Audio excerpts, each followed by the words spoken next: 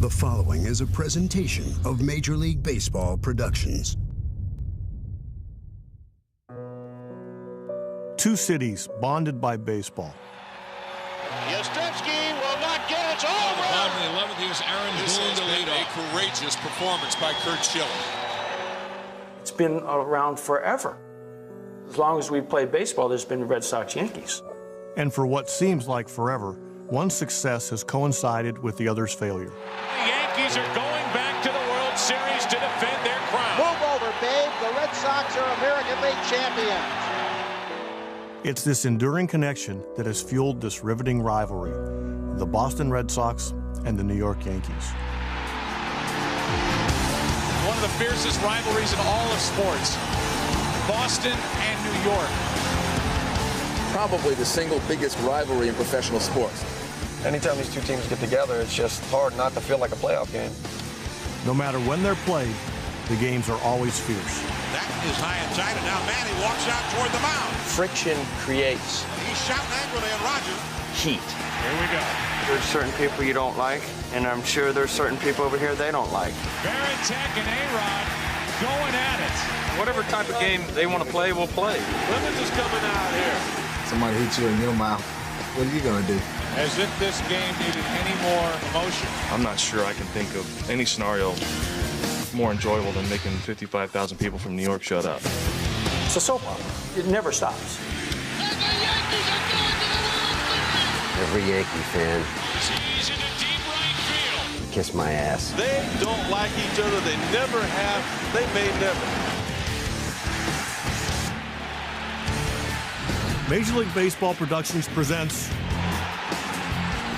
the Boston Red Sox versus the New York Yankees, the ultimate rivalry.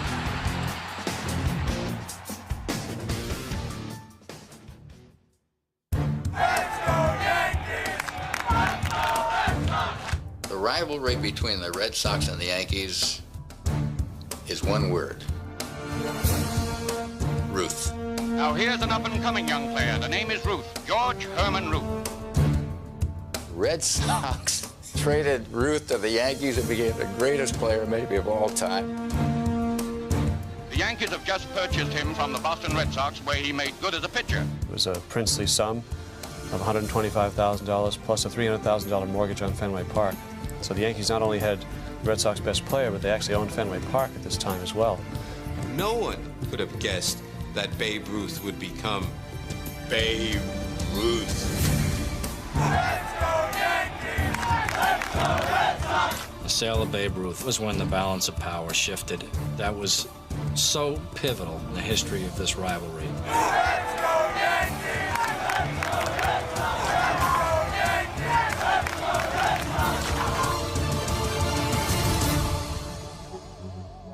The Yankees-Red Sox rivalry.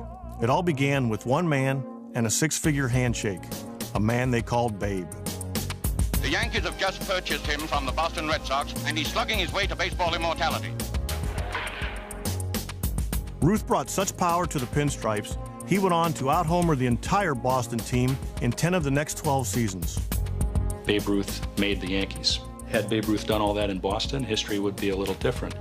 Since the Red Sox made this deal, and it started a downward spiral of luck and talent and personality and everything else for the Red Sox in relation to the Yankees. To make matters worse, Ruth and 10 other former Red Sox brought the Yankees their first World Series title in 1923. So far, this team rivalry was one-sided, but a showdown was about to take place.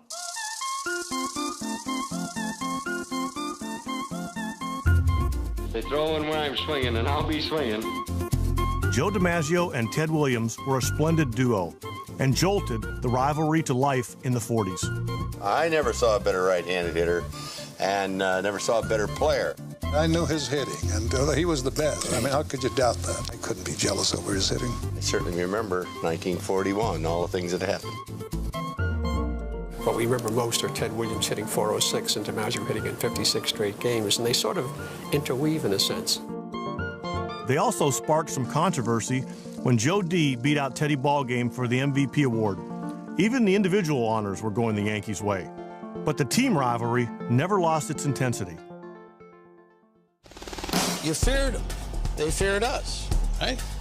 There was always fights in the stands or something going on. It just seemed like there was a rivalry that had been built up. It was 1949 when Boston and New York had their tightest pennant race to date. Buddy swings and pops it up in the air. Look out, Nurse. Henry says he's got it. Tommy has, and the Yankees win the pennant. And so began an amazing 16-year stretch in which the Yankees won 14 pennants and 9 World Series. And the Yankees are champions again. The Yankees were just great and the Red Sox were terrible. You didn't have a great deal of rivalry back then. The Yankees just came in and beat the Sox brains out every year. And he's in there. The ball game's over. The rivalry kind of went in a little bit of a dormant period, simply because the Red Sox, not only were they not very good, they weren't very interesting. They had Ted Williams, and that was about it. And then came the 1970s. And with a whole new set of combatants, this 7-decade rivalry was reborn.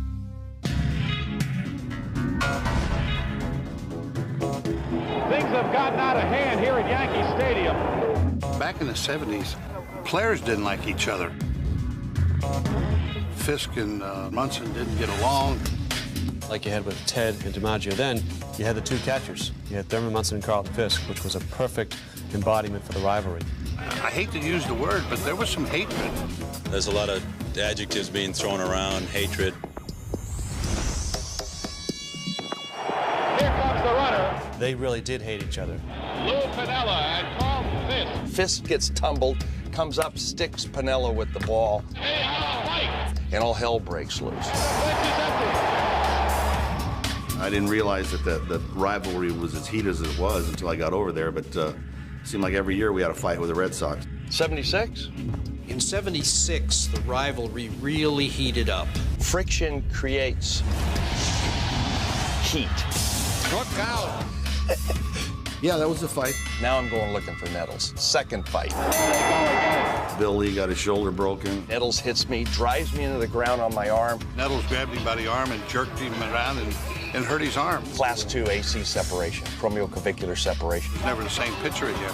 I am done. And Bill Lee is really hurt. You know, there's some guys that you didn't mind mixing it up with on that team, and he was one of them.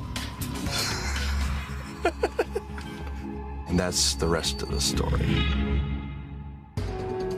2 years later in Boston, a new story was written, and it was a classic. It was just a great game.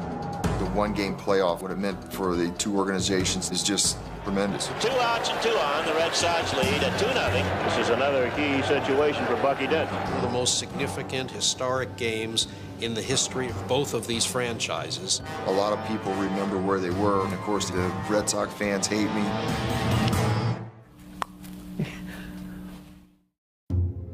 But long before Bucky Dent swung his bat, 1978 was a season of intrigue. At the beginning of the year, we had a lot of injuries. There was not really one time that we actually had everybody that we were supposed to have at their positions. The Yankees were hurting a little bit in the first half. And there's a line shot, left field. This ball is gone, a home run. We had a terrific first half of the season. Everything we did went right. We just beat teams up. The game is over, and the Red Sox win it. Really, the biggest problem with the Yankees is the Boston Red Sox. The Red Sox were so good and so powerful. When you got to the middle of July, it was almost boring to be that far ahead of the Yankees. But boredom turned to fear for Red Sox fans when New York unleashed the Boston Massacre. Line drive. Watch Willie Randolph, line drive. Munson, line drive. Before you know it, there's 6-7 runs in the first inning, the first game. We didn't do anything right. I mean, the Yankees came in knowing that they had to win. The Yankees sweep 4 here in Boston. And they really kicked our butts pretty good. The 4-game sweep at Fenway brought New York even with the Red Sox, and on the season's final day, the baseball gods made sure it stayed that way. The Yankees have lost 9-2, a final score, and the Red Sox are 3 outs away from sending the season into an extra day. Pops it up. This could be it. Brohammer in foul territory. We go to tomorrow. We go to tomorrow. It was just as though the stars were all aligned in the right pattern, that this is the way this season is destined to end. 2 outs and 2 on. The Red Sox lead at 2-0 in the 7th inning here at Fenway. Deep to left. The ball just slow motion, just kind of. Yastrzemski will not get it. It's a home run. A 3-run home run for Bucky Dent. And the umpire's doing this, and all of a sudden, what I'm looking at is 3-2. The Yankees now lead it by a score of 3-2. It wasn't the home run that I remember so much. It was the last inning with Gossage up with Yastrzemski at the plate. Oh, there's 2 outs. This ball game going right down to the wire. This is perfect. I said it's storybook because here's the guy that's been here all this time. Here's the guy that's going to get the hit for us, and we're going to go on and win this game. Popped up. That might be it. Netto's over at third base. He'll squeeze it and it's over. And look at those Yankees. They have beaten the Red Sox again, and the Yankees win the 1978 American League Eastern Pennant. 78 is really the year that sets the tone for what we have today in the Red Sox woe is me mentality among the fans, the curse of the Bambino, the idea that no lead is safe. Bucky Dent had managed them since last August, which means in the Yankee scheme of things, he had almost become eligible for a pension. Instead, the Yankees have fired their manager. This is a recording. Ironically, Dent was fired in Boston, where he hit his famous playoff-winning homer in '78, but the Yanks had the worst record in the majors. George fired him in Boston, and nobody deserved that, particularly nice Bucky, who did know how to play baseball and did understand things. He just had an awful, awful team. When Bucky got fired, he's willing to talk, and he just, I can't believe he fired me in Boston, because it was the ultimate insult. This is, Bucky bleeping Dent from 1978, the MVP. He hit the home run to decide the '78 one-game playoff against the Red Sox. And he got fired in Boston, which was, probably the unkindest kick in the cubes that you could have. The roller up along first, behind the bag, gets through Buckner. It's one of those where you just sit there and shake your head and go, well, what happened? Frustrated by failure to overcome the Yankees' dominance, Boggs brought his 5 batting titles to New York, where in '96 he rode off into the sunset. And the New York Yankees are world champions, and Boggs is on a horse. Imagine being a Red Sox fan, watching Boggs celebrate in pinstripes, and then it got even worse. Having the opportunity to go out on the field at Yankee Stadium, I cannot wait for that moment to come. 5-time Cy Young Award winner, former best Boston Red Sox player. The longtime face of the Red Sox was now a Yankee. Talk about a punch in the gut. The Rocket landed in New York in '99, and as destiny would have it, both teams met in the postseason for the very first time. Pedro versus Clemens, Red Sox, Yankees, bro.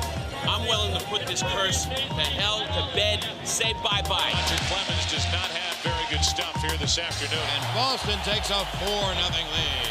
He's getting a standing boo from this crowd. That's misplaced emotion because they didn't win the series. They lost the series 4-1. The Yankees are the hated rivals of the Boston Red Sox, and now Red Sox fans have to watch this going on here at Fenway Park. 2 weeks later, and again in 2000, Red Sox Nation was forced to watch the celebration continue. World champions, most successful franchise. For the 3rd time in a row, 4th time in 5 years, and 26th time in franchise history, they are the world champions.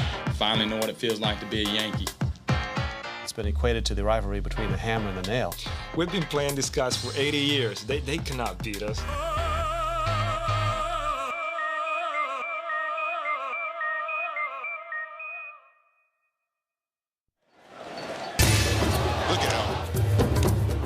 There were times in the 2003 season when the Red Sox-Yankees rivalry was reminiscent of another era. And no wonder it intensified. Boston had finished second to the Yankees 5 consecutive years. Whether it's April, July, September, it is October between the Yankees and Red Sox whenever they step on the field together. Even regular season games always felt like the playoffs. And he makes the catch and the ball game is over! Once again in 2003, the Red Sox came in second to the Yanks, who won the season series 10-9. We did make the playoffs as the wild card while they whooped up on the Twins. And the Yankees go to the American League Championship Series. Finally, the dream matchup was at hand. Strike three call, the Red Sox win it. Bring on the Yankees. Yeah, everyone says, you know, we played them towards the end of the year. Does it get any bigger than that? Well, yeah, it does. And this is it. One of the fiercest rivalries in all of sports, Boston and New York. In a rematch of the '99 ALCS, we traded victories in the first 2 games. We also got a taste of what was to come. Well, on Saturday, you're going to see a few hitters straightened up, too, with Pedro Martinez and Roger Clemens pitching against one another. Red Sox-Yankees, Game 3, Rocket against Pedro with everything on the line. Pedro versus Clemens, Red Sox, Yankees, folks. We got Roger and Martinez, Game 3, split championship series, American League. All eyes are on the Sox. You got to be going with the Sox. You got to be going with the Sox. This is the Sox Nation 2003, and screw that curve. But this classic confrontation between 2 great pitchers took on a life of its own. Fans saw this simmering rivalry finally reach the boiling point. That one's over his head. Garcia didn't like it. There is some history here. You know, Roger Clemens hit Millar, and Pedro has hit Soriano and Jeter. Everybody's tensions were running really high at that point. And once I took the field, I think Manny was the first batter, and there was a pitch that was just up. Really, there was no intent. Look out. That is high and tight, and now Manny walks out toward the mound. And he's shouting angrily at Roger. He's still got the bat in his hand. He wants him, and everybody's up. You talk about looking for a reason. Absolutely. It surprised everybody. I was out in the right field press section. All of a sudden, my vision turns this way because I can see someone charging over to it, and I wouldn't have believed it was Don Zimmer. Oh my gosh, Don Zimmer went after Pedro, and Pedro threw him down. Wow, is this ugly. The fisticuffs subsided for a bit. Here's the first pitch after the bench clears. Swung on and missed, strike 3, as if Roger Clemens said, take that. But just when it seemed like we had gotten back to the game, chaos broke out in the right field bullpen. This is turning ugly. I mean, I thought they went back to playing baseball, which they did for a long period of time, but now, I mean, there are just too many things going on around here. 4-3, the Yankees lead, last of the night. The Yankees 1 strike away from going ahead in the series. Center field, Bernie Williams, and the Yankees have won the ball game 4-3. They have to be stunned here in Fenway. You know, whatever type of game they want to play, we'll play. Doesn't matter if you like somebody, dislike them. We got to go out there with the mentality still to just grind this out and grind them into the ground. And this will definitely go down as an intense and memorable day in the long, serious rivalry between the Red Sox and the Yankees. I think we've upgraded from a battle to a war. Down 2-1, we came at them with a bare-knuckle right.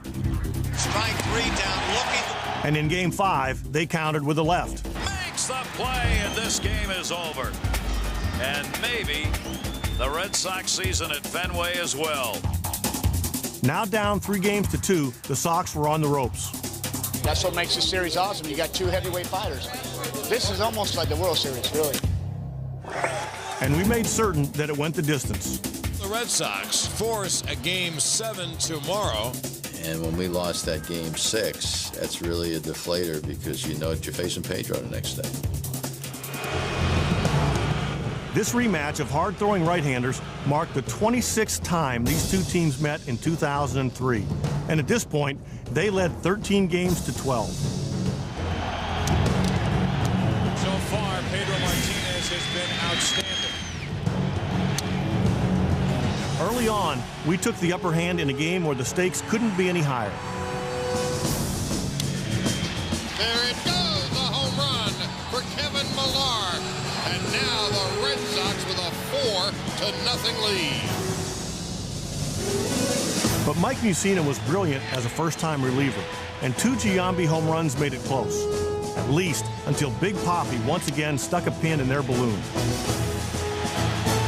A lot of the air was taken out after the Ortiz home run because they had got to within 4-2, and all of a sudden, bam, it's 5-2. Red Sox fans had every reason to believe that this was finally the year they would reverse the curse. The Red Sox 5 defensive outs away from heading to the World Series. But in a rivalry as intense as this one, 5 outs can seem like an eternity. We had a feeling in the dugout we could stay close to Pedro. We would, come back and beat him. Pedro's pitch count just kept climbing. Nixon back. It's over his head. Jeter will dig for second. And with each batter, they grew more confident. Jeter rounds third. He'll score, and the Red Sox have a 5-3 lead. Back-to-back hits bring the Yankees to within 2. Grady Little comes out. When Grady came up, the simple question was whether I could pitch to Matsui or not. And I said yes. With 115 pitches on the night, Grady Little is going to stick with his starter. When he's your best pitcher and he tells you, Skipper, I've got enough left in my tank, you're not going to take him out. Tying run at the plate for New York, it's Hideki Matsui. Ripped into the right field corner fair. Bernie Williams will dig. It's a ground rule double. It's second and third.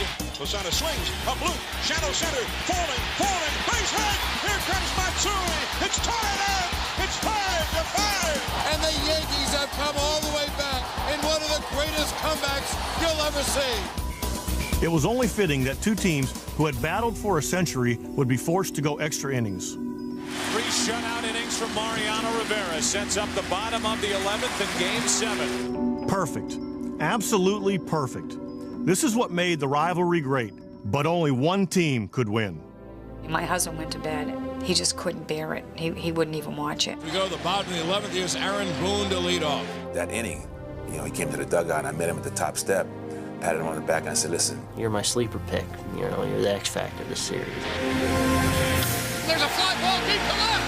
It's on its way. There it goes. And the Yankees are going to the World Series. Aaron Boone has hit a home run. For the fans in New England, more heartbreak. I don't know if I've had a more exciting game than that Game 7 against the Red Sox at Yankee Stadium. Watching that home run, I remember just turning the television set off, complete silence, 5 outs away. It was right there for us. Maybe there is a curse. It is weird to me that certain things happen that don't seem logical. Yeah, you have to believe we're getting some help from somewhere. We were that close to doing it, and that was the frustrating thing, is that we were that close to being that team, taking this city and this tradition to the next level. We believe in ghosts, and we got some ghosts in this stadium.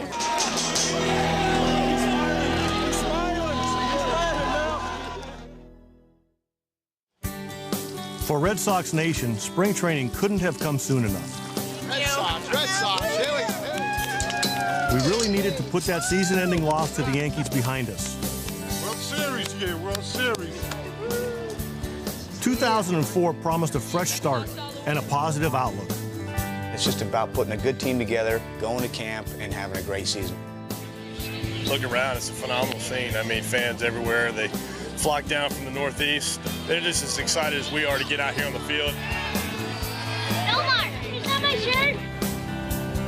And some key acquisitions, especially to the pitching staff, made us confident we could take the next step. When we pick up Kurt Schilling and then go out and get a Keith Falk, to be on a team that can add those type of players, it was like, wow.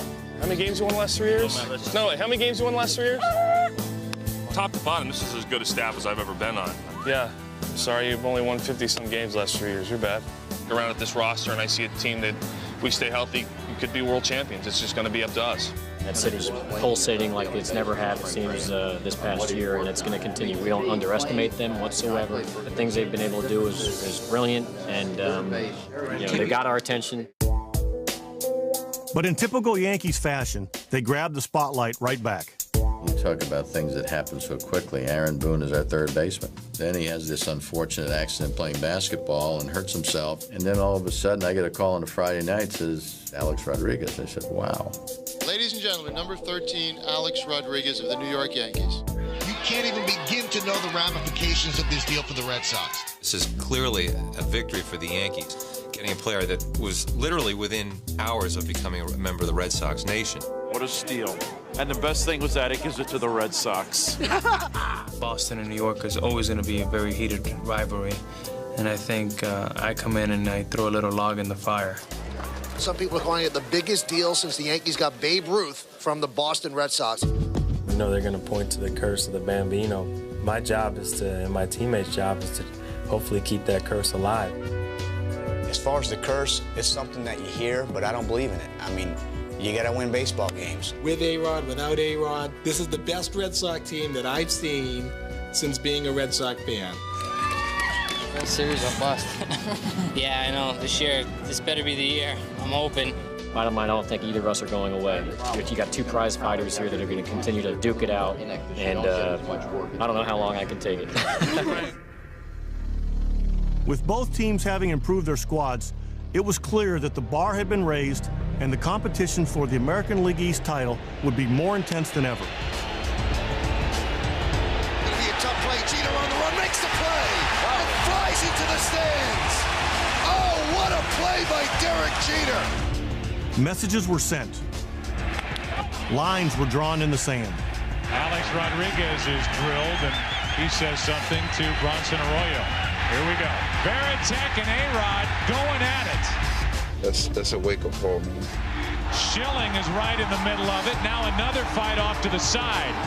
Yeah, this obviously heightens the anger between these two teams. We can kill that day. If we have a fight and get killed, that doesn't do us a lot of good.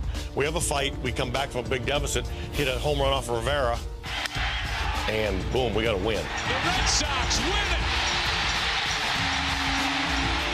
That walk-off home run kind of took the Yankees by surprise. It really energized us, and it set the tone for things that might happen later in the season. And once the regular season was over, we had won the wild card, and the Yankees had captured the division. After both teams won their divisional series, the stage was set for another classic rivalry showdown for the pennant.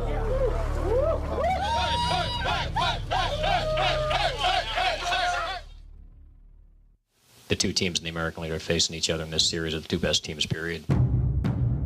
This is the series everybody wanted to see. That's what baseball's all about. This was a hell of a rivalry. This is the way we wanted it. This is the only way to have it. I've never felt they were going to beat us. It all started off because of Babe Ruth. We haven't won in 86 years. They're dying to win one. Hopefully they don't win. This isn't 1918. Everyone's expecting us to win. We want to win. This is baseball. We haven't accomplished anything yet.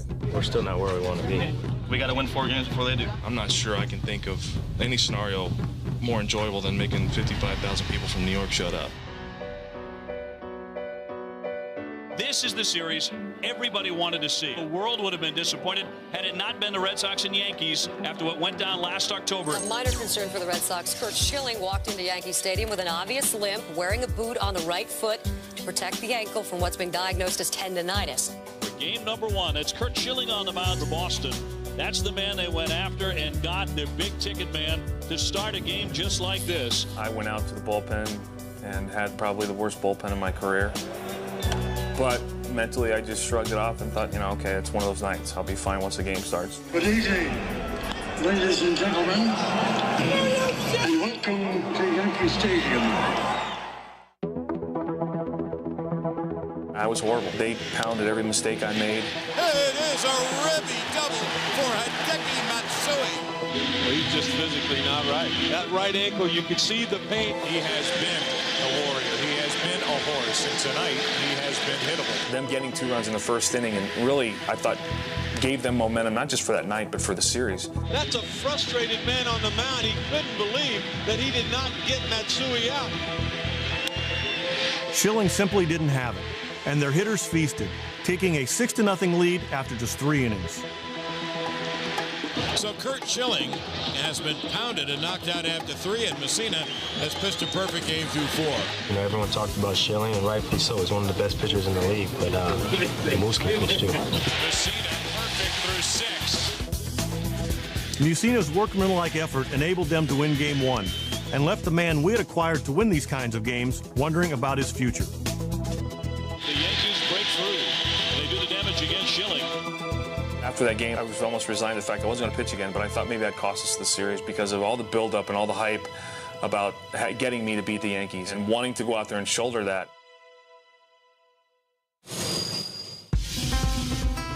With Pedro on the mound for Game 2, New York fans couldn't wait to remind him of his past problems with the Yankees. I can't find a way to beat him at this point. I wish they would disappear and never come back.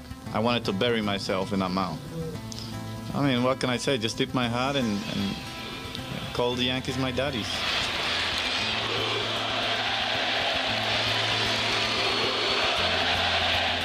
But Pedro stood tall and refused to be rattled. On the inside corner, he blew it right by the bat of Sheffield. Breaking ball, strike three. Beautiful pitch. Tonight he was Pedro. I mean, you know, all the things about how, you know, we manhandle him or beat him. I mean, tonight he didn't give an inch. And Pedro Martinez has responded with a terrific effort tonight. Problem for the Red Sox. Boston hitters have done nothing. But their bats finally did break open this pitcher's duel in the 6th. Rake to right. Backing up. This is gone. John Olerud. And it is 3-0 Yankees. Ball game over. Yankees win. But you left us in that game. That's all we can ask. Discouraging losing with your 2 aces in the first 2 games. Well, we're built on a team. We're not built on just 2 people. And this series will head to Boston with the Yankees up 2-0. It's huge. I mean, obviously you can't be any better than we are right now, but we forget about these 2 games and come back on Friday in Boston. You classify Game 3 as a must-win? It definitely is, because the Yankees really don't lose 4 in a row. So yeah, every game is a must-win for us now. But back in Boston, that must-win became a certain loss, one that defied belief. And the rout is on in Game 3 big time. This is just an old-fashioned spanking. It has been the Boston Massacre. A rout of epic proportions. A relentless attack by Joe Torre's New York Yankees. 17-6 Yankees. It is gone. Their only hope will be to make history, and the Yankees win 19-8. It was disappointing for everybody, but we're not done. And I fully expect we'll come out tomorrow and play our ass off. Now the Red Sox are going to have to come up with a rally that would go down as the best in history. After Game 3, I don't care who you are as a Sox fan, there was no coming back from that. There's just no coming back from it. I don't care how good your faith is. My faith has never wavered in this team, and I thought we were done. Nobody has ever come back from 0-3 to win a best-of-7 series, so I would say that the Red Sox aren't in very good shape right now. How do you come back from this? Being embarrassed on your home diamond by your most hated rival. We didn't have a meeting. We didn't, you know, go rah-rah. But to a man in our clubhouse, we all said, this is not how we want to go out. We're down 0-3. We're 1 game away from going home. And the first thing on the guys' mouths are, don't let us win the night, because if we win the night, it's over. I mean, we're down 0-3, but you know what? You cannot count the Sox out, because if there's a group of idiots that can do it, it's us. They literally had nothing to lose. They wanted to win a game to prove that the 19-8 game was an aberration and that they were a better team than that. All I'm saying, Man.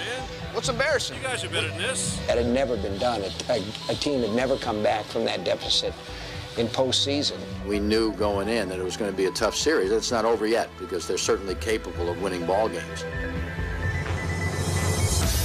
But let me tell you, don't let us win today. And I think Terry said it great when he said, win tonight, worry about tomorrow. Don't let us win this game tonight. Then they get Petey, and then they get Shield Game 6. And Game 7, anything happens. When they were down 3-0 in the Yankee series, had a funny feeling, because it would have been the perfect comeback. We'll be all right. We just don't make it easy on ourselves. And it got even harder when they took a 4-3 lead and sent the best closer in baseball to the mound. Mariano Rivera trying to finish off a sweep here in the ninth. It is 4-3 as Millar settles in. 9th inning. I lead off with a walk. He walked it. There's life for the Red Sox. Get my slow little running butt out of there. Here comes fast little Dave Roberts. Dave Roberts is going to come in for Boston. I had to push the envelope and be aggressive. And as nervous as I was I want to make something happen. I think that was our only chance to win. First pitch, Dave Roberts is gone. Roberts is going. Posada's throw. Roberts. Safe. And the minute he slid into second base safe, it changed everything. That single moment changed history for Boston Red Sox fans. In my opinion, that was the #1 biggest play. When he stole second base, if he doesn't steal that, we're going home. Instead, we had a man in scoring position and were only 1 hit away from tying the game. And that's when the cutter didn't cut. Roberts will come to the plate. The throw by Williams. The Red Sox tie it in the bottom of the ninth. And even though Mariano got Ortiz to pop up to end the inning, we had put a dent in Rivera's armor, and we're still alive. And this one is going to extra innings. Game 4 not done yet. No Yankee sweep to report. Unfortunately for the Yankees, anytime a game lasts more than 5 hours, you're bound to face Big Papi one too many times. Swing and a drive, and this ball is gone! The Red Sox live to play again. Obviously, we battled, and you know, it's tough winning extra inning games on the road, and especially in this kind of ballpark. This is a team that never give up, and we 3-1 right now. We never know what can happen.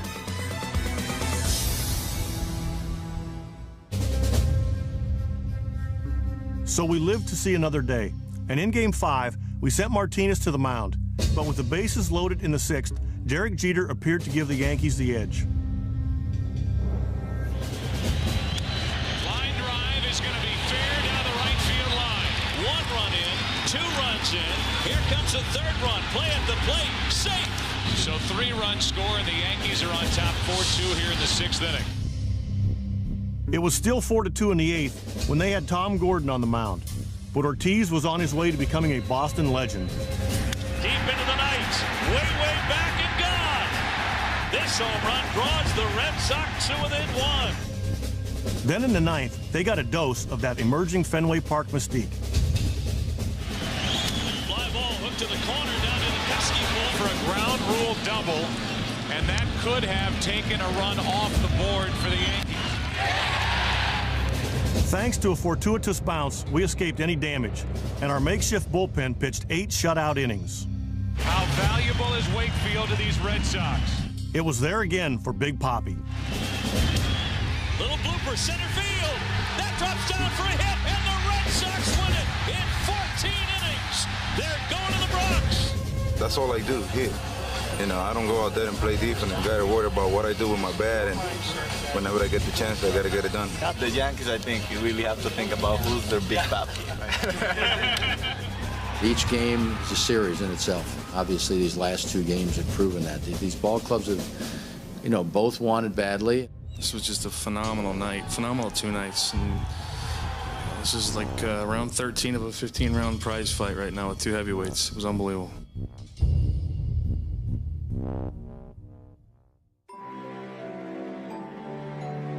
So it was back to the Bronx, where we hoped to become the first team ever to overcome a 3-0 deficit. But the Yankees had been here before, and they remained both cool and confident. What they didn't know was that Schilling, thanks to an ingeniously reconstructed ankle, would somehow be able to take the mound one more time. I just wanted the ability to stay out on the field and compete, and I got that. I knew he'd go out there. I just wanted him to be able to pitch effectively, not hobble around, throw 3 innings. He struck him out swinging. Schilling's performance tonight will long live in New England baseball lore. I was scared to death. I didn't want to fail again. Knowing that our season was hanging on every pitch, every out, I looked at it as a chance to redeem myself and keep my team alive. And offensively, we answered the bell. Bellhorn, a 3-run homer, and the Red Sox trying to come up with impossible dream 2, have a 4-0 lead in the 4th. Schilling's medical miracle forced a Game 7. Tremendous pitching performance by Schilling, Arroyo, and Keith Polk, who does it again. We've been saying since we're down 3-0 that, you know what, pressure's on them. Let's go out and make history.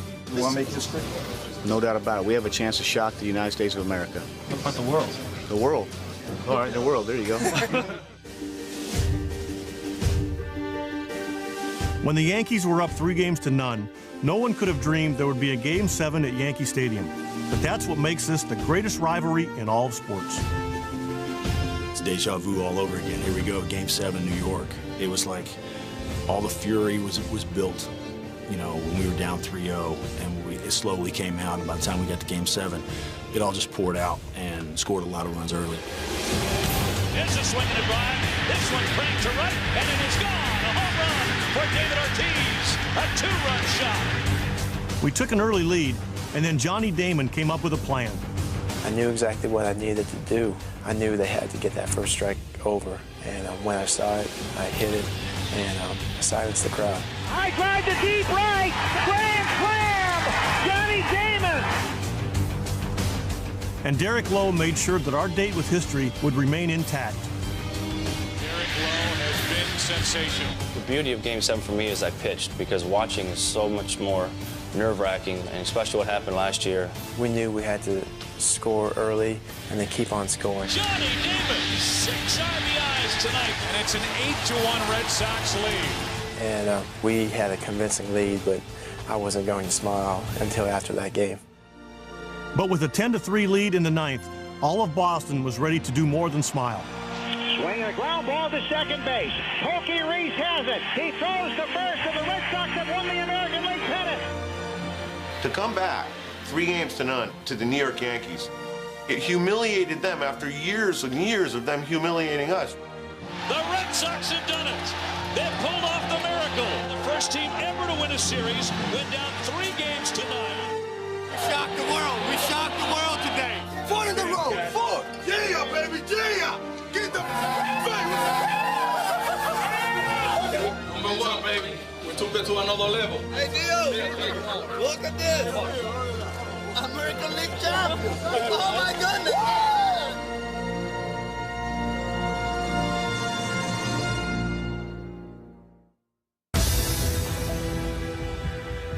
After decades of frustration, we had given Boston fans a memory to last a lifetime. And after that, the World Series was a whirlwind. Bloody Red Sox. There's a swing and a miss. We won the first 3 games. Struck him out. And then in Game 4, we lifted a weight that had been there for 86 years. The Red Sox are within 1 out from their first World Championship since 1918. This could be the night. That's a full. Red Sox fans have longed to hear it. The Boston Red Sox world champion. No 7th game failure this time. They can never speak of a curse again. And even in our euphoria, the Yankees weren't far from our mind. I'm sharing the thoughts of many members of Red Sox Nation. Derek Jeter is playing golf. This is better.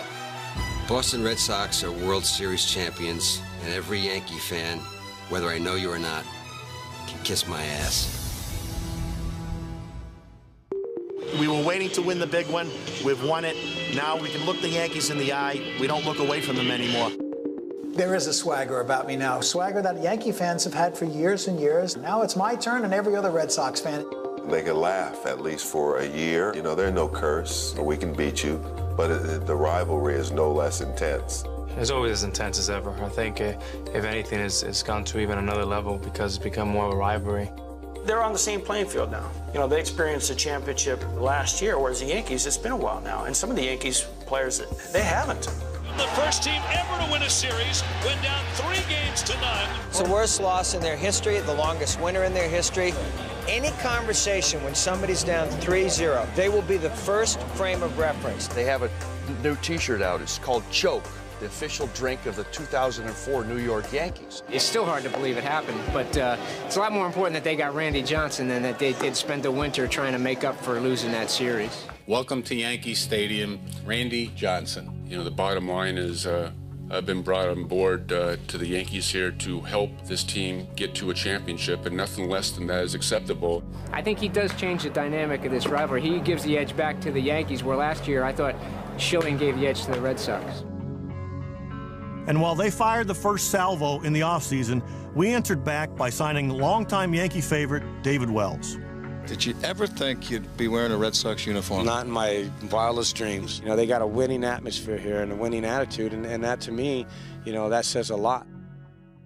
So when the teams faced off to open the season, it was rivalry 101 for some. You know, this may be a little nerve-wracking for him tonight. He was never part of this Red Sox-Yankee rivalry.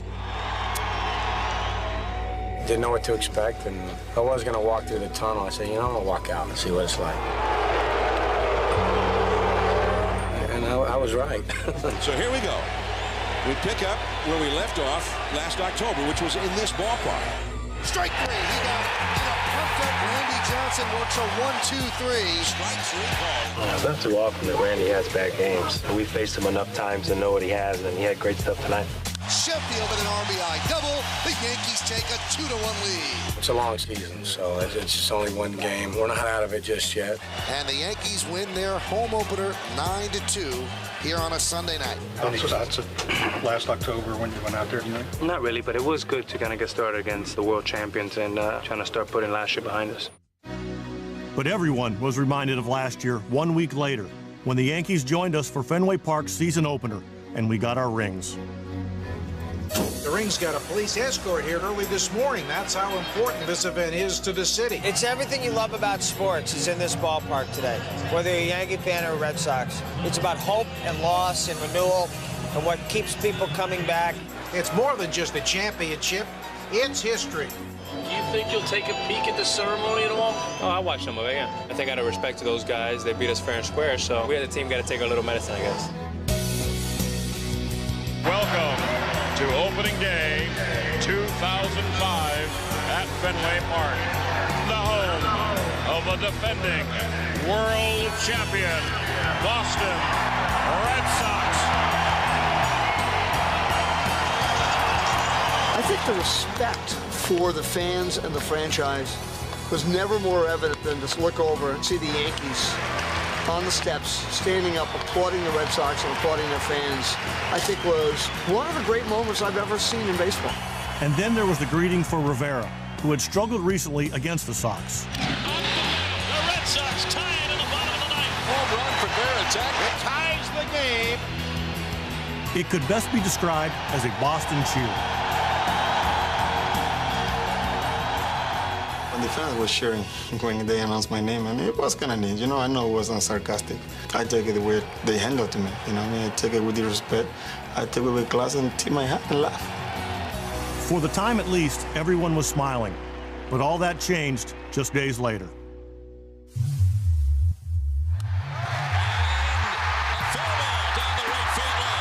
Here comes Renteria. He will score.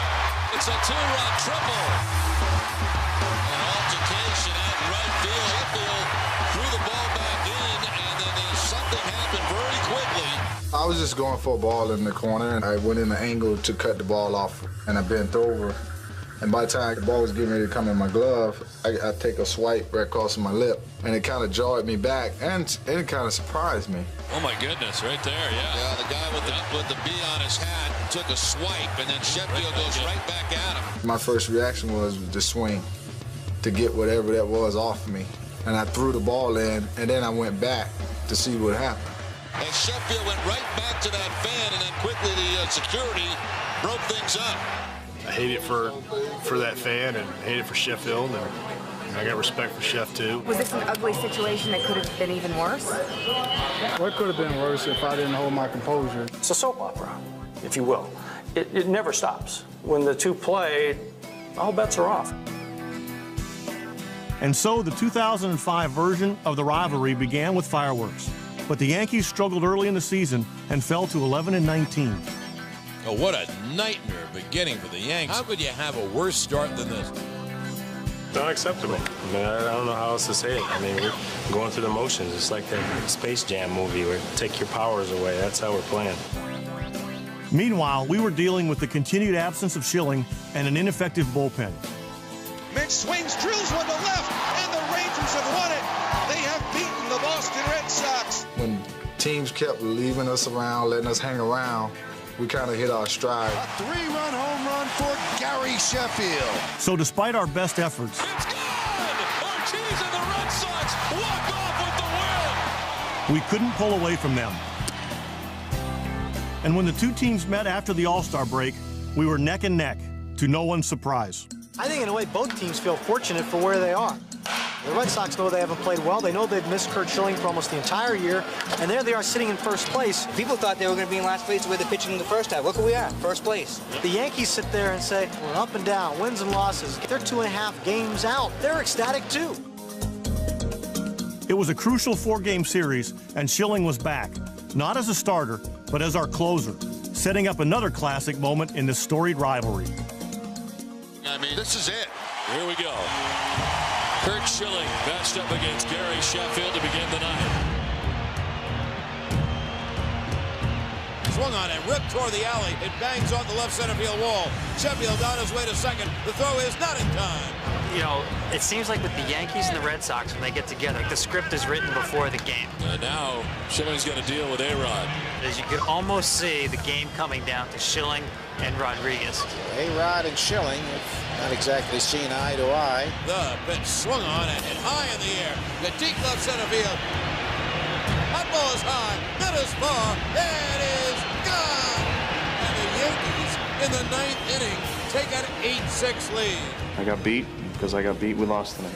And boy, how do you think Alex Rodriguez feels right now? They'd win 3 out of 4, closing the gap even more, and opening the door for another furious finish.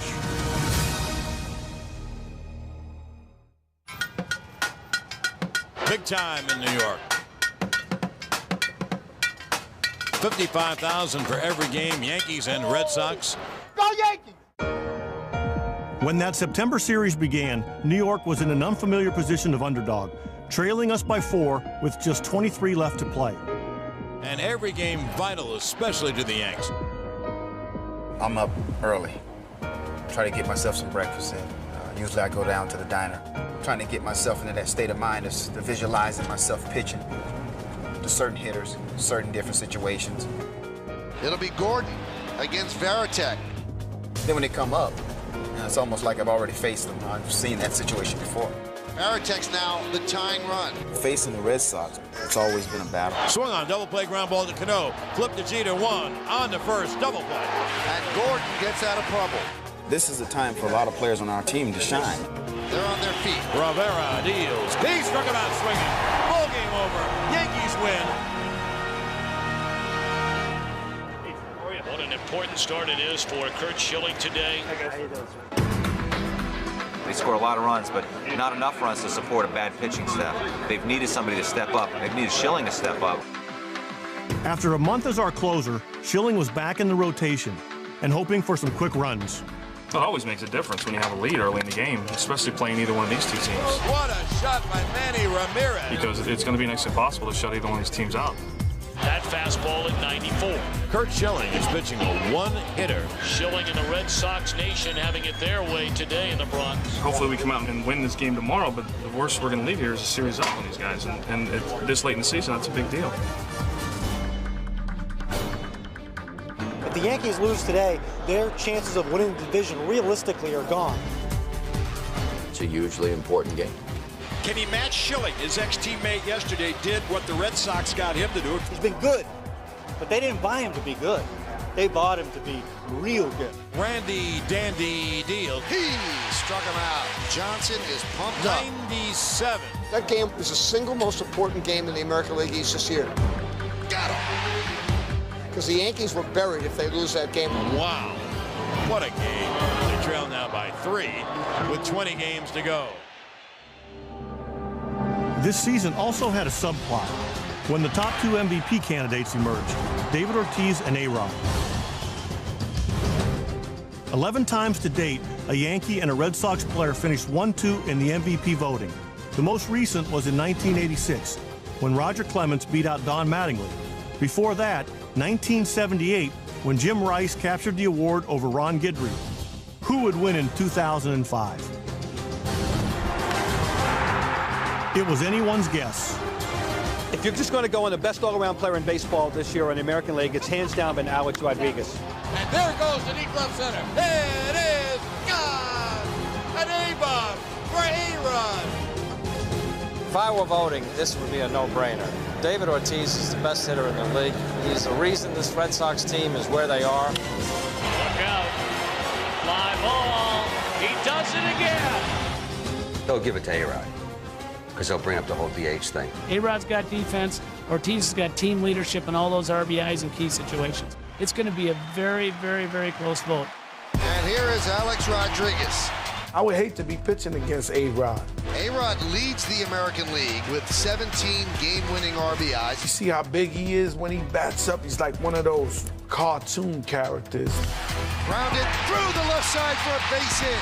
Jeter scores a 5-run ninth inning, and the Yankees come all the way back for a thrilling win in the Bronx. I would hate to be pitching against Poppy, too.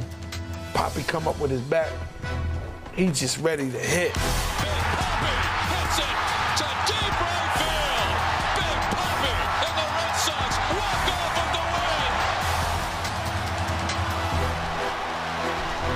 win. You couldn't ask for two more divergent cultures in all of baseball. Dude, are you gonna be talking over there? On the one hand, you have the Red Sox where anything goes, and they kind of thrive on that. And with the Yankees, it's totally corporate and very conservative. They seem to thrive on that also. They're clearly the two best teams in their division, if not the league. I think if things go as we think they're going to go, they'll probably have a rubber match in another ALCS this year. And the schedule maker had a delicious sense of irony, having them play the last 3 games of the season. Almost seems like a divine right. And to ensure those final games would mean something, both teams picked it up a notch. Nixon flies it into right. The Red Sox walk off with the win. Everybody's hitting tonight. A grand slam for Gary Sheffield. A home run, David Ortiz. 5-1. The Orioles go up. That's the reason for the loud cheer here at Fenway Park. They all scoreboard watching. See ya! The pitch. He struck him out swinging. The Yankees have a 1-game lead with only 4 games to go, and 3 of those in Boston. We just need to, try to win some games before that series starts. Ortiz grounds it into left center. Here comes David. Here comes a win. Big Poppy does it again. Red Sox able to stay the 1 game behind the New York Yankees before their arrival here tomorrow night.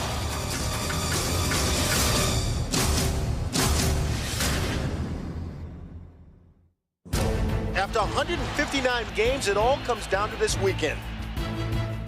Both Boston and New York had 3 games left in 2005 to determine their postseason fate. It was a scenario much like the one that took place in 1949. In 49, the Red Sox had a 1-game lead going into the final weekend and went to Yankee Stadium. And obviously they weren't able to win any of the games there, which is the reason why the Yankees won the pennant. Vic Raschi forces Bertie Tebbets to lift a high pop-up, which Tommy Henrich smothers for the final out, and the Yankees win the American League pennant as the fans and players go wild with joy. And so far, it's almost an exact mirror image because the Yankees are 1 game up coming to Fenway Park this time around. 3 games are going to a game of each other the last weekend of the season. There's a lot of parallels. The Red Sox and Yankees ready to clash. Why are the Red Sox going to win? I think it's because we don't have no more curse. You know it. Whoever made the schedule now is looking like a genius. It's the master plan.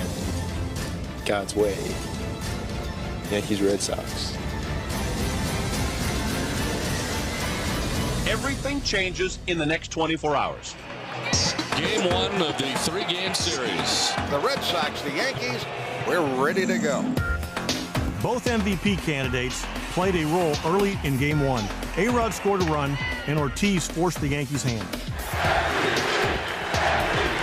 Well, Boston's vote is clear. 47 homers, 146 runs batted in. The MVP chant going, and now the booing will start. Ortiz will be given his 9th intentional walk. I think that it would be wise for the Yankees to pitch around you and make Manny beat them. If I'm a pitcher, I won't take no chance with Manny. Like I said yesterday, Manny is a box full of surprises. Manny lays it into left field, a base hit. And the Red Sox have him loaded. Ortiz points at Ramirez. Ramirez points at Ortiz. What we got? Come on, bring it, come on. Jeter chops it towards short. Renteria with a throw to first, and the Red Sox win. The Red Sox and the Yankees are now both 94 and 66. We won, and we knew we had to win tonight, and we know we have to win tomorrow. It's not over. Two teams have a lot of history, but history been changing lately. 2 games left in the season. It's been a playoff atmosphere for us for the last week, just knowing where New York is at, where we're at. These 2 games is what baseball's all about. From a fan's aspect, you gotta love it. Yankees suck! Yankees suck! Let's go, Yankees! From a player's aspect of it, you wish you had a big lead and didn't mean anything coming down these last 2 and you had everything clinched up, but that's why you play the game and you love it. It's a beautiful day. It's a great matchup. We've got Randy Johnson against Tim Wakefield, with these 2 teams tied after 160 games.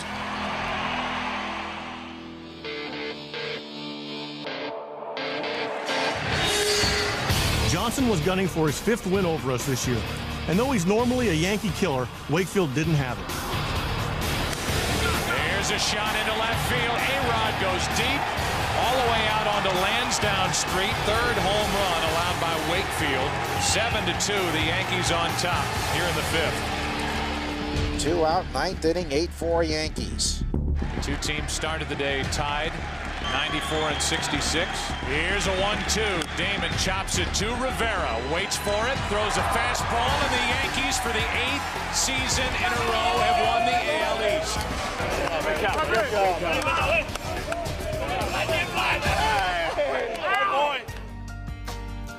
Dating all the way back to 1998, they had finished 1st in the division, something no Yankees team had ever done before. Well, this is one step to what we're looking forward to, the big picture. It's good to celebrate on this field, and now we got to get to the playoffs, and hopefully we can take it to the World Series. The Red Sox have their sights set on the wild card. If the Red Sox win tomorrow, they're in.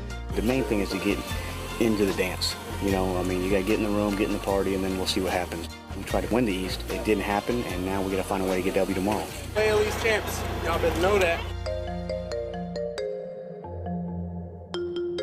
With the Yankees winning, that meant we had now finished 2nd in the division 8 straight times, and we still hadn't secured a wild card spot, needing a win or a Cleveland loss to get in.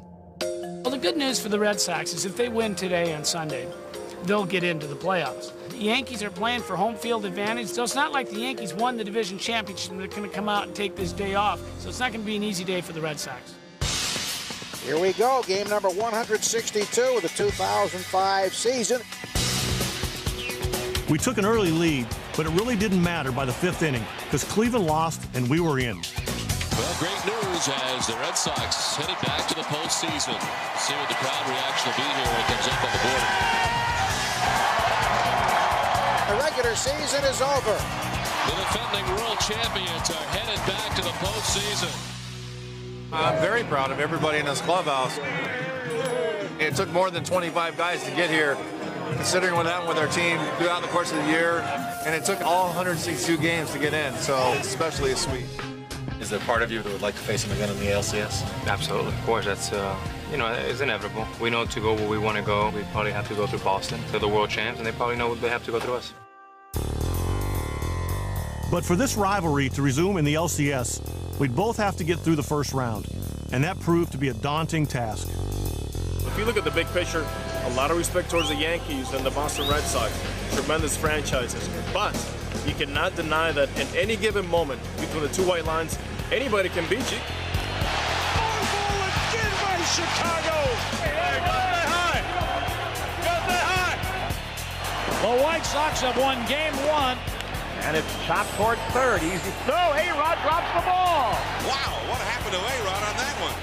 The Angels have tied the series. Off speed, Graffinino. Oh, no! Through his legs. Everyone's safe. The White Sox need one more win in this series to advance to the American League Championship Series. And that ball is way out of here. Randy has nothing tonight. Guys, nothing. Let's go. Fighting for their playoff life. Swinging a ground ball to the second baseman. Iguchi to his right, gloves and throws, and the Red Sox season is over. Yankee fans cheered the news of our demise, but they wouldn't cheer for long. Ground ball toward first, diving stop. Erstad, underhand to Frankie. The ball game is over. Boston and New York's third straight date in the LCS wasn't to be. We just weren't good enough to win it again. I'm just terribly disappointed. I don't think I've ever been more disappointed in the final score. Really difficult right now to think that your season's over. Johnny, what are the odds that you're back with the Red Sox next year? I hope I'm back. I fell in love with Boston, so hopefully I'll be here for a long time. Ladies and gentlemen, from the New York Yankees, Johnny Damon. I think the rivalry is always going to be great. It's about playing a game where you have fans passionate about both teams. Off-season one-upsmanship is nothing new to this rivalry. But while the uniforms may change and the past may fade away, the passion of those fans never dies. Players come and players go, but you know, the fans stay the same through their lifetimes, and then they pass it along to their kids, and then they pass it along to the grandchildren. And that's really the way it's been for 102 years with this rivalry. I think it's still a rivalry because fans really set the tone for the whole game. And I think the Yankees and the Red Sox feed off their home ballpark. And because it's so important to the fans, it becomes a little bit more important than any other game for the players. It's the fans that make it special. You know, it's New York, Boston. It's we're only 200 miles apart. I think the New York fans are as concerned about it as Red Sox fans are, because it seems like Red Sox fans have always been chasing the New York fans. You talk about the curse of the Babe. I mean, it goes all the way back to where Babe was traded to the Yankees. It hasn't settled since that time. It'll never be settled, no matter who wins, who loses, or whatever. It's always going to be the biggest rivalry, as far as I know, in baseball.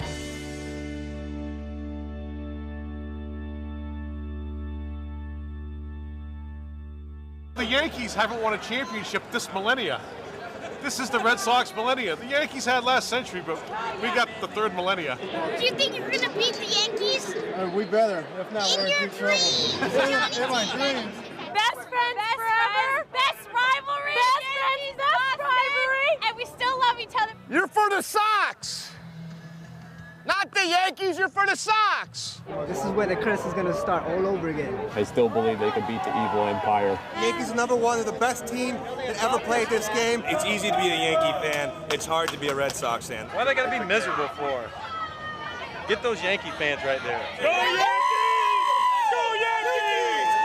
I came here from California to see my Red Sox beat the Yankees. We're a close-knit team now, guys. Yeah, we are. Look at I can't believe Bubba's on the mic. It's a match. Bubba Crosby's on the mic. He's hot. This Yankee loves the Red Sox. Peter, what would Johnny Damon